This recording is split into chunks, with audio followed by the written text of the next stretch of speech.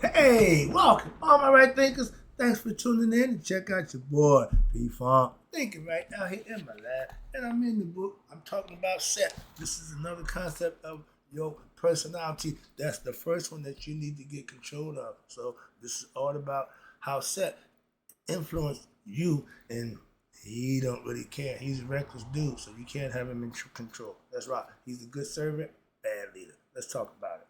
I'm getting you breaking down the concept of set and influence that he has on your day-to-day life. Let's go. Rightism, 25 rules live by.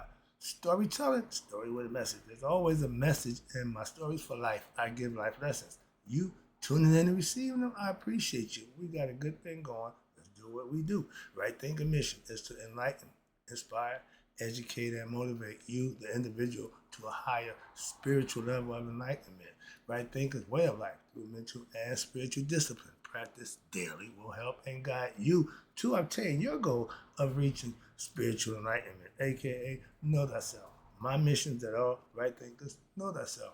If you're a right thinker, your goal is to know thyself. See where we're going with this? Let's get that together. So I asked the question, do you know you? You will when I'm through. That's what I do for you, excuse me. If you talk, but if you don't have the answer for yourself, tune in. I got you. A person who knows not and knows not that they know not is foolish. Disregard them. Don't be them. A person who knows not and knows that they know not is simple, but you can teach them. That's why I do what I do for you. Appreciate you too. Stay tuned. I got more for you. A person who knows not and believe and think that they know is dangerous, avoid them. I do. A person who knows and knows not that they know is spiritually asleep. I can awaken them. I'm your spiritual alarm clock here to wake you up with knowledge of self. That's what I do for you. A person who knows and knows not that they know is spiritually asleep. I can awaken them. Oh, I just did that one. A person, sorry about that. A person who knows and knows that they know is wise. Follow them. All these persons reside in you. Right thinkers know thyself and too. Might not be true. We're working on the other half of the set concept and influence he have on you. So understand, right thinkers, people's philosophy says, set is the ego, but not a bad guy. You'll see in the end. Why? Set will make you do things, make you do what you know is wrong if you allow him. That's why you got to control him. Let's go. So, quick example. Let me break it down. So, you may not be even thinking about somebody who did something wrong to you as far back as a few years ago. And me being a Capricorn, this right in my wheelhouse. Why? Because I hold a grudge. And no matter how long it takes, I got some people, if I was to see them right now in person, I wouldn't know whether to shake their hand, hug and kiss them, or punch them in the face. So those kind of people I try to avoid. Why? I'm trying to avoid that situation. I don't know which way I'm going to go with that. So again, but this is the concept of set. But watch this. Now, even to have their name mentioned, okay, to hear their name, and you associate that memory where you just, oh, it just chills me to the bone. That's related to them. So, or if you meet a person who even look like them, that resemble them, that act like them, that give you that thought about them, takes you back to that thought associated with that person, and it upsets you. Okay, and you know why you hate that person. Never met them before, but because they remind you of the person who you do we hate, they get the backlash for that, so to speak. So, but furthermore, the seeds of what memories and your unconscious impressions they carry on with them some portion of your life force potential. So, at any point in time, if there is sufficient reinforcement of a negative idea, for example, I like red sports cars. Don't know why, but I love them. So now I went from a red sports car to the red Rolls Royce, but still sports car. Why convertible? So yeah, I don't know what that concept was. This now I like red sports car. I like red sports car. So I really like red sports car. No, you didn't hear me. I really like red sports cars. You get my point. So eventually, when that desire of a red sports car would be so overwhelming, you would be now compelled. This is the set, this is the ego. It's now compelling you to fulfill that desire of what? Getting that red sports car. So the idea of the intellect the idea of your intellect that says this is a bad idea, no, that's your higher self saying, don't do it. You don't listen to that. Last time I didn't listen to my higher self, I went to prison. So, but what happens is your intellect is saying, the smart part, you said, no, my man, you said no. F that. So the force behind the idea, and that eventually your personality is compelled to what? Act on that idea. Watch this. Even if the intellect says it's a bad idea, you know it ain't gonna end well.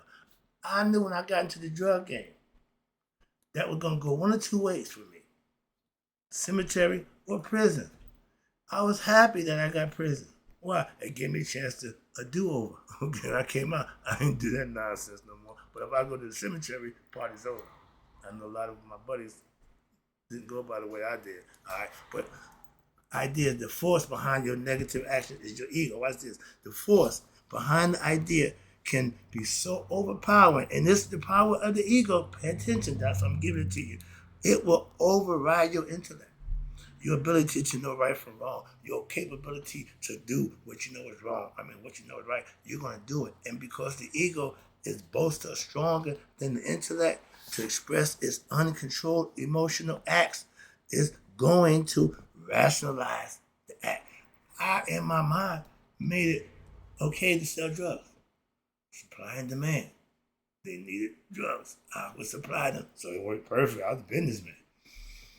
See the ignorance? Okay, but the concept was cool, but just in the wrong way. Again, you can use the philosophy, but if it's used for the wrong way, it's never going to end well. All right, but you may feel compelled to the nth degree to go out and what? And buy that red sports car. You got a family of kids and a wife that even though you know you can't afford it, you know it's going to cause problems, you know your other half ain't going to be on board. But what? You do it anyway. Knowing all these things, knowing it, and you do it anyway. That's the definition of punishment. You deserve what you get. Understand that, fellas and sisters? When you knowingly do it, you got to know the consequences ain't going to be good for you. Why? Because you're enjoying the pleasures of it now, the fruits of your labor. You're getting in the reverse. You didn't put no work in. You just did the zoom, zoom, and the boom, boom. Now you got to pay for that. Moving on. So you cannot and you will not achieve true happiness, self-mastery in the realm of generation. Why? Because as we discussed earlier already, if you accumulate righteous thoughts, virtuous ideas, righteous feelings, and that leads to righteous action. So that leads to what? Good IRE. What's IRE? IRE is the actions that you put forth, and that's going to earn you what? Either the blessing or the punishment for that action. So every action is the equal opposite reaction. You reap what you sow. You put good work out, you get good in return. And it's telling you that the good IRE, I call it blessings. You know you're living right when even adverse situations turn out to your benefit. They don't hurt you. That's what it said. No weapon formed against me shall prosper. That means even when bad stuff happens to you, you still come out smelling like a rose. I'm experiencing that in my day-to-day life, so I understand that concept. And watch this. So now when you got good IRE building up and doing the right thing, watch this. That begins to accumulate.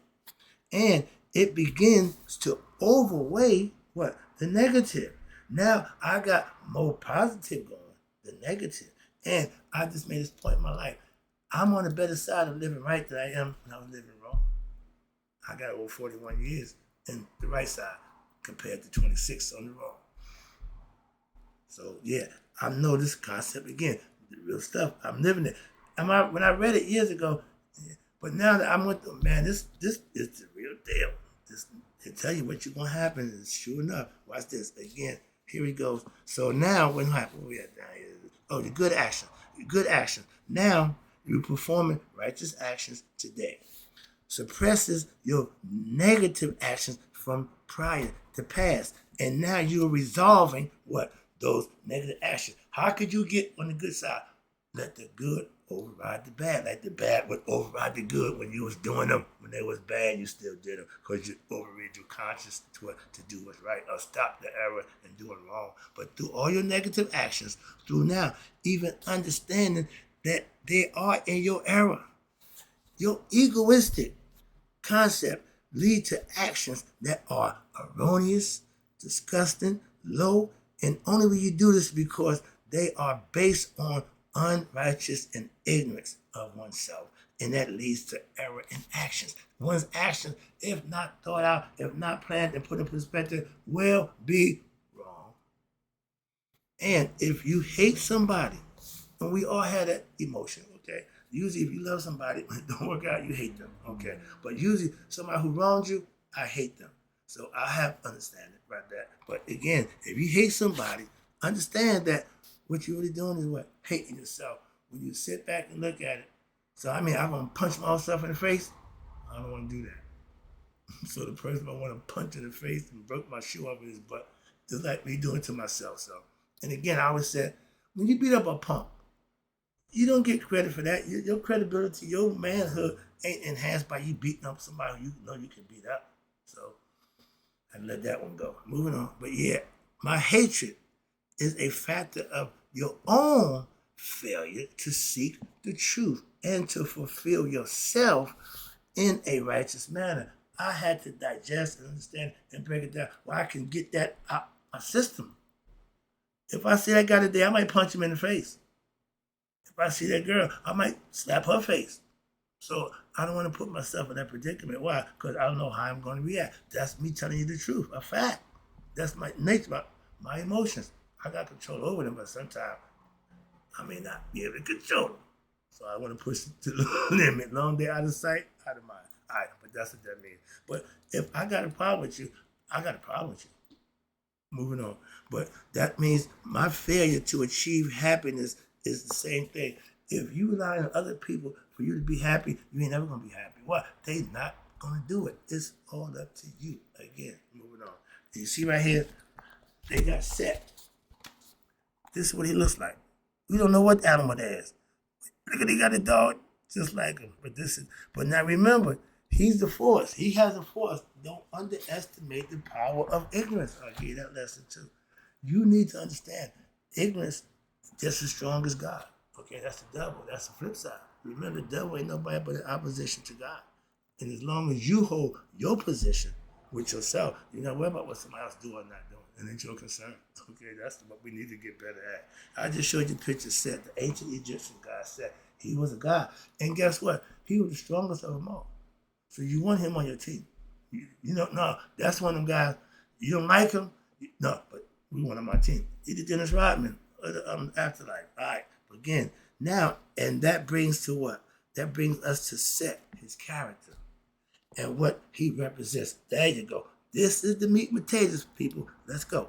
Notice that that unlike Haru, who is related to the avian quality, which is spirit, bird, Set is related to the four-legged animal, which is earthbound.